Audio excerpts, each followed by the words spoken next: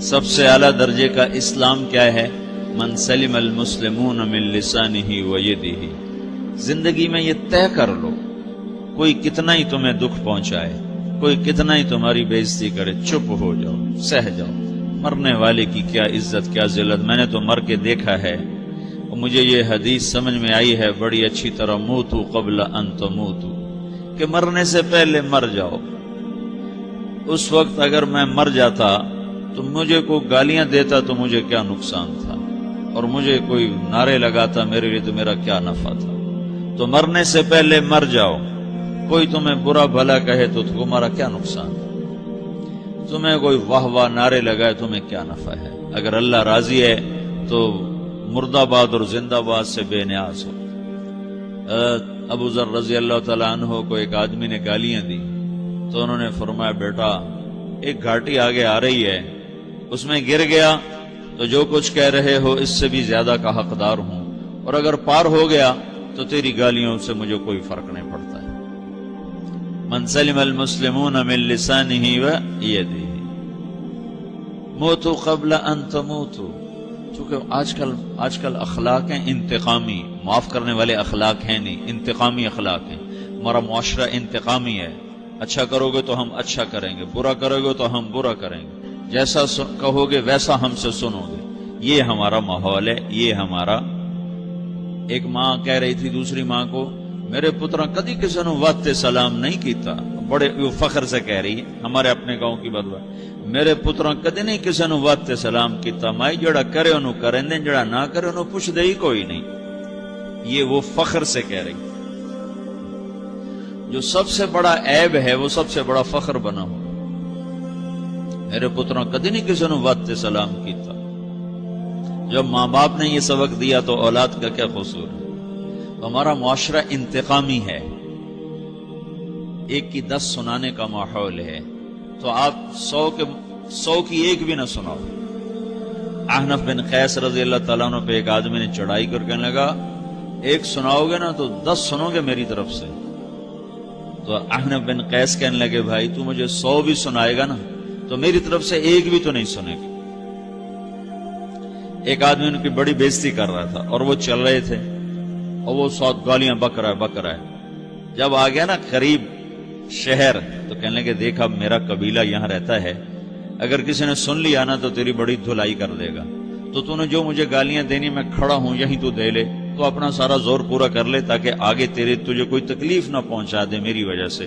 تو وہ پاؤں پہ گر کے معافی مانگنے لگا کہ واقعی تو بڑے حلم والا ہے۔ وہ مشہور تھے اپنے حلم میں، بردباری، اور لوگ ان کا امتحان لینے آیا کرتے تھے کہ بھئی کوئی ہے جو احنف کو غصہ دلا دے، تو لوگ ناکام ہو جاتے تھے، ان کو غصہ نہیں آتا۔ ایسے ایک عرب سردار گزرا معن بن زائدہ، وہ بھی اپنے حلم میں بڑے مشہور تھے۔ ایک دفعہ لوگوں میں شرط لگ گئی کہ کوئی ہے معن بن زائدہ کو غصہ دلائے تو ہم اس کو انعام دیں گے۔ تو ایک شاعر نے کہا، میں غصہ دلاتا ہوں، تم دیکھنا ایسے سیخ پا ہو جائے گا جیسے جانور۔ تو وہ چلا گیا اس کی مجلس میں، دربار لگا، عرب سردار تھا بہت بڑا، دربار لگا ہوا، تو کہتا السلام علیکم، وعلیکم السلام۔ تو معن بن زائدہ پر ایک دور بڑے فقر کا گزرا تھا، پھر اللہ نے اس کو بہت بڑی سرداری دی، بنو عباس کا بہت بڑا یہ وزیر گورنر تھا۔ تو کہتا اتذکر اذ لحافک جلد شاۃ اذ نعلاک من جلد البعیر، کیوں بھائی تجھے یاد ہے جب تیرا بستر بکری کی کھال تھا اور تیرے جوتے اونٹ کی کھال کے تھے؟ تو کہنے لگا کیوں نہیں یاد، بھلا کوئی ماضی بھی بھولتا ہے؟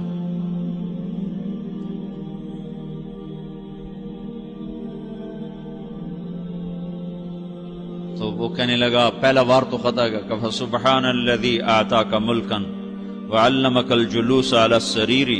تو پھر ساری تعریفیں تو اللہ کی ہیں جس نے تیرے جیسے کو تخت پہ بٹھا دیا۔ کہاں بھئی ساری تعریفیں اللہ کی ہیں، میری تو کوئی اوقات نہیں۔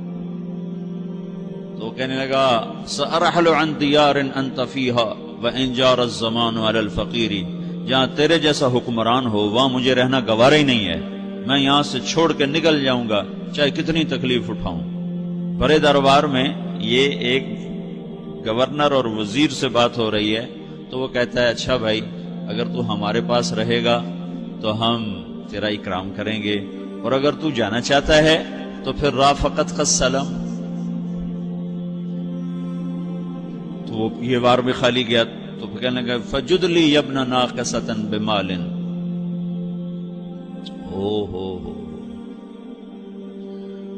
او گندی ماں کے بیٹے مجھے کچھ عطا بھی کر، میں بغیر پیسے کے سفر کیسے کروں گا؟ عرب کو کسی کو بھی ماں کی گالی دے دینا اور پھر عرب سردار ہو۔ فجد لی یبن ناقصۃ بمال،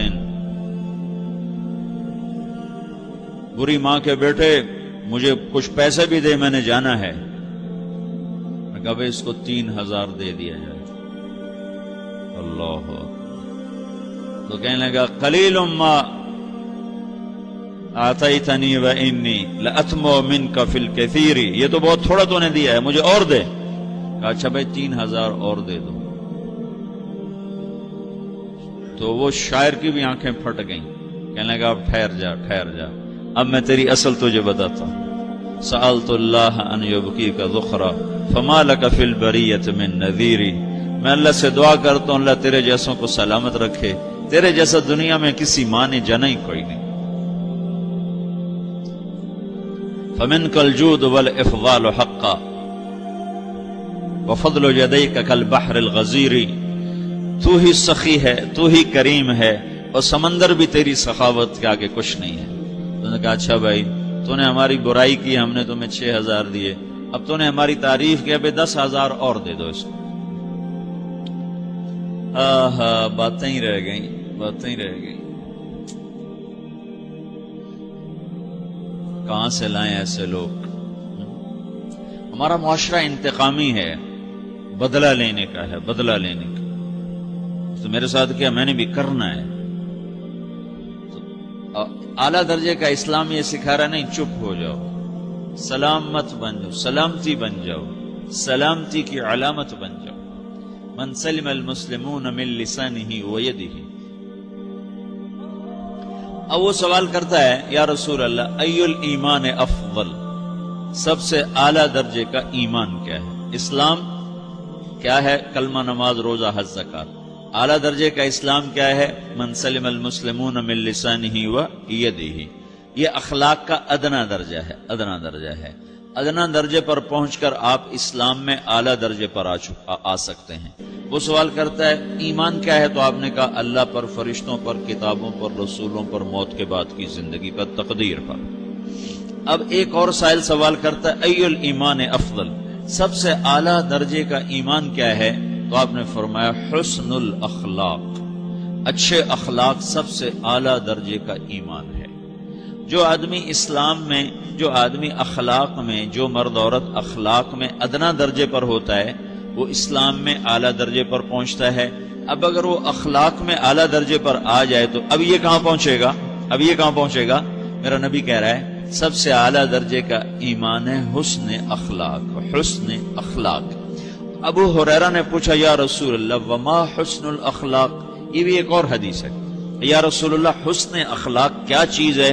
تو آپ نے 3 چیزیں فرمائی، تصل من قطعک وتعطی من حرمک وتعفو عمن ظلمک، جو تم سے توڑے نہ تم اس سے جوڑو، نہیں کرتا سلام نہ کریں، کوئی ہم چھوٹے باپ کے ہیں، ہم تو کبھی بھی نہ کریں، ہم تو کبھی بھی نہ منہ تھوکیں بھی نہیں ہم تو میرا نبی کہہ رہا ہے جو توڑے تم اس سے جوڑو، جو محروم کرے اس سے عطا کرو، جو زیادتی کرے اس سے درگزر کرو۔ یہ 3 کام جو عورت مرد کر لے گا یہ اخلاق کے اعلیٰ درجے میں ہے۔ جب یہ اخلاق کے اعلیٰ درجے پر پہنچتا ہے تو پھر میرا نبی کیا بشارت دیتا ہے؟ ادنا درجے پر پہنچ کر تو اعلیٰ مسلمان کی بشارت ہے، اور اخلاق میں اعلیٰ درجے پر پہنچ کر میرا نبی کہتا ہے کاد الحلیم ان یکون نبیا، اعلیٰ اخلاق والا بس نبی بنتے بنتے رہ جاتا ہے۔ اعلیٰ اخلاق والا ایسے ہے جیسے کہ نبی، قریب ہے کہ وہ نبی بن جائے، یہ تو ہے نا ترجمہ، لیکن ہم ہمارے اردو میں کہتے ہیں وہ نبی بنتے بنتے بنتے رہ گیا۔ کیا مطلب؟